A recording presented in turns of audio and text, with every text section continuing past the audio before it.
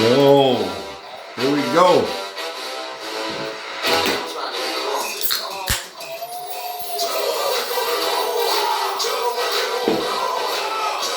Hey, happy Saturday. I found this. So there is a point in time we had the Lakers bar where you see me now, but also had an OKC room.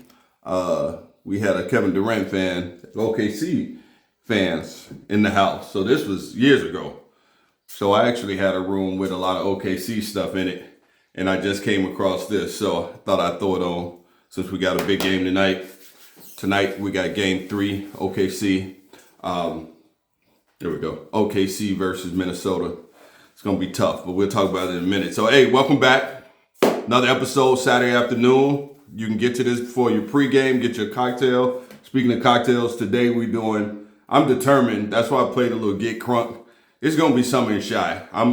It was 50, 60 degrees yesterday. Today is like 65, but it's summer today. So I got a Sam Adams Summer Ale. I'm kicking it off. Happy Memorial, that's nice, good and cold. Happy Memorial Day weekend. We got game 3 tonight. We'll have game 3 tomorrow night for the Knicks series. So let's get into it. First, before we talk about the series, all NBA teams were out this week. So I'm gonna run you through the first, second. I was a little surprised by a couple of names, honestly. And I went back and I had to go back and look at my pick. So I'll tell you, we were close, we weren't too far off. First team was Giannis, Joker, Spider, SGA, and Tatum. I had Spider on second team, and I had Anthony Edwards on the first team. So in hindsight, maybe I still think it's AE. Spider had a good season, but his team success was great. And I think that's probably why he got in. The second team, I was a little surprised, was Evan Mobley, Steph, Anthony Edwards, Bron, and Brunson. I was surprised Evan Mobley, but Defensive Player of the Year, he made second team. I actually had Mobley on my third team, and I had Bron second team. I had Steph third team because I had Cade, who actually made the third team, was Jalen Williams, Cade, Cat, Harden, and Hallie. I didn't have Jalen Williams, Cat, and Hallie on anything. I actually had Sabonis, Zubac, and then I had KD, who I was trying to figure out. So they went a little different route on me, and I can't argue with any of it. Jalen Williams did have a great year. Number 1 team, and actually he's probably going to be an NBA champion. We'll talk about that in a second, but he's probably going to be NBA championship. Cade, I kind of think Cade had a better season than Steph. Honestly, I know they had a run at the end for the Warriors, but in Cat, I'm all right with Cat being there. I'm okay with that. Evan Mobley was Defensive Player of the Year, first in their conference all season. So I guess we can have that too. So, but that's it. Rookie of the Year did go to Castle. Sixth Man of the Year went to Pritchard, and then Most Improved went to Dyson Daniel. I think I had Pritchard in the race for Sixth Man. I gave it to Hunter, and Most Improved I gave it Zubac, but I can't argue with this one either. So there's your All NBA, some awards. So we're getting closer to that point now. So we'll jump right into these series. Man, so I got to tell you, I got to figure this out. So my bar, this is in the basement. And if you know Chicago homes, we have wells around the house that allow for the water in case, flooding, anything like this, and drainage. So this bird, I'm literally looking at this bird. He got caught, and I heard it the other night, and the bird got into the well, and it's a baby, and she can't get up, or he or she, whatever, can't get up. So I'm gonna have to try to get a net to help this bird get out the well. And she's literally, while I'm looking out this window, she's flying up, trying to get up there, and she's about a foot short. Work on your strength, kid, while you're down here. But anyway, I got a little distracted because this bird flying around. So tonight is game 3. We're gonna start with this Minnesota OKC series. So I know y'all heard Ant-Man say OKC's defense was like AAU defense. And for any of you guys that didn't play AAU basketball, it's really like you'll see a different level of man-to-man pressure, zone 1-3-1s, a lot of traps. So defense is intense. And this was one of the things that our team, the Illinois Knights, shout out to y'all that's watching, we hung our hats up on our defense. Like, I didn't care about guys scoring. Our defense could turn into layups. And we were known for being tenacious out there. Like, we played, depending on situations, we might go full court man-to-man. We always played man. We'd go to the zone if we were winning near the end. Or if somebody literally we just couldn't guard. And we didn't run across that too often. But we would play full court, man-to-man, pressure, in your chest to chest. You got 6 fouls. You know you can get some. Chest to chest. We trapping. We jumping guys coming off half court. So when Anthony Edwards said that, it was kind of funny because if you watch the game and you watch the way OKC plays defense, very similar. At one point, their man-to-man was so good it almost looked like a zone. And by that, I mean people were in the right spots and they weren't. Ant shot, 9 threes for game 1? He couldn't penetrate. They were collapsing. They were packing in the lane. They did everything to keep him on the perimeter. So, and that's athletic. So he should get by a guy on his first step. Caruso and these wing players, we talked about it all during the year. You got to have guys on the wing that can defend, and OKC has a bunch of them. They are built. They got 2 guys anchored and sit in the middle, and they got 3 guys out there that can defend any position on the wing. And that's been a problem for Ant. Ant can't get to the rim the way he did against Golden State. He's not able to get to the rim and get easy buckets. Like he had 20, he scored 30 the other night? He took 28 shots. He was 1 for 9 from the three-point line. Like he's really struggling to score. They are making it very hard. And that's what you want when you're playing a superstar. All you want to do is make it hard for him to score. You're not going to stop a superstar. Ant's a superstar. You're not going to stop him. He's going to figure it out. But you want to make him work for it. And they are making him work. Their defense is smothering them. And so Randall had a great first half. And then I took his second half points and he didn't do nothing. But they made adjustments and slowed Randall down. And plus, he hit a lot of threes in the first half. That's not his game. So he had a great first half. They shot too many threes. They went 15 for 50. They pulled the Celtics. They couldn't get in the lane, so they just started chucking threes. And they could never get it going. It was close, but in the third quarter, OKC took over the game. Minnesota could never get back in. Turnovers, they had 20. They were plus 20 on turnovers for the game. That's from their defense. They generate turnovers. Oh, man, the little guy was so close. He almost hit the top, but came tumbling down. So you might get a live shot at this quickly if I see him. I might flip the camera so you see this dude, but he's trying. Anyway, so then we go to game 2. Same thing. The defense. They are smothering him on defense and is struggling. Minnesota can't get their offense going because of the defensive pressure that OKC is applying to them. And it's a problem. And this defense is probably what's going to make them the NBA champions this year. And I'm going to say it now. I really think they're destined to get it. They just look too good. And they really look, Minnesota looked dominant against the Warriors. It was the Warriors, right? Yeah. They don't look good right now. Like, they don't look like the same team because they can't score as easily. And this comes down to who can get to the free throw line, who can get to mid-range points, right? That's SGA's playbook. That's what he does. He's a 3-way scorer. He can shoot the 3. He's not a great 3-point shooter, but he can shoot it. But he makes his money, and people don't like his herky-jerky. He can get to the free throw line. That's what he does. He takes advantage of what you're doing, it's not baiting into a foul. You're out of position, so you foul. You fall for a head fake. You fall for a hezzy. You're going to foul him. That's on you playing defense. You got to be disciplined defensively if you're playing a guy like him because his moves are quick and he's reacting to you. So you have to also have a certain level of discipline on how you defend him. So now we come to game 3. What can Minnesota do differently? They have to find, you can't beat them by one-on-one basketball. So in order for them to win, they're going to have to get Ant in some pick and roll. He's going to have to do some screens with Randall. McDaniel's going to have to penetrate and not be frustrated and pushing on SGA because you're in foul trouble. You don't, just play smarter. But they're going to have to create mixed matches in order for them to score. Because just off the dribble, it's not going to happen. So it's going to have to be quick pick and roll, set some screens, and move the ball. And that's really the only way you're going to score against this defense. Like, you have to take advantage of it. And they're not doing that right now. It's too much one-on-one. And that's not going to get you there.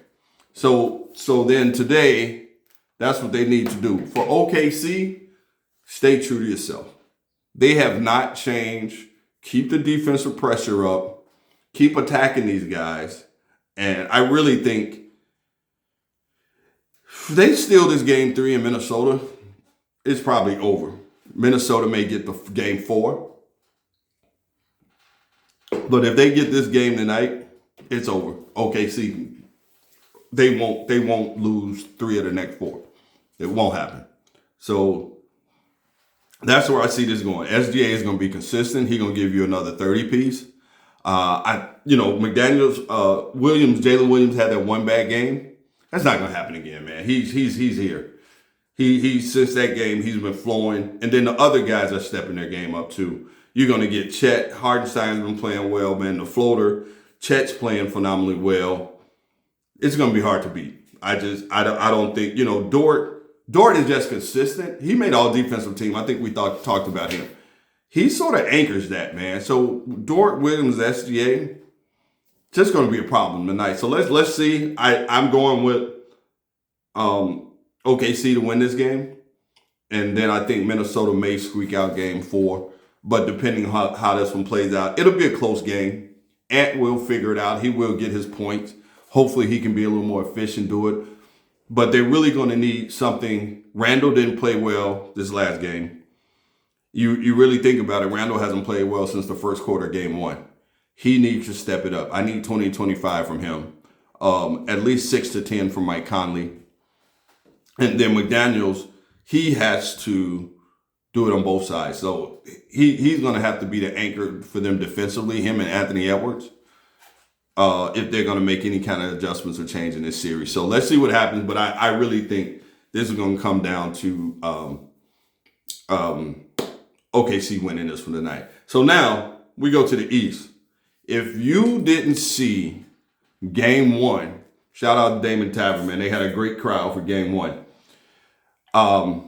This is an instant classic. Probably one of the best games I've seen in a while. Like, the playoffs have been great. This is probably the best game in the playoffs right now. This game was electric. It looked like New York had the game in the bag. And I'm going to call this man by his first name, Aaron Neesmith. I get him and Andrew Nimhard. I got him today. But Aaron Neesmith went crazy. In the last, 4 to 5 minutes, he knocked down 5 threes. And then Hallie threw one in there too. And they came back from 17 points. And this kid was unconscious. He was hitting the bottom of the net. Like the back of the iron. Bing. It was crazy. So that game, for them to force it up, Hallie give you the choke sign. I thought it was a 3, which would have been a hell of a way to win the game, but it was a 2. It tied it up, and then they just took over in overtime. So how did that happen? The Knicks took the foot off the gas, man. You got to keep up that defensive pressure. Indiana did to the Knicks what the Knicks have been doing to Boston, right? Boston was taking the foot off the gas, allowing the Knicks to come back in the game. Indiana just didn't stop, and Indiana plays similar to OKC. They have great wings.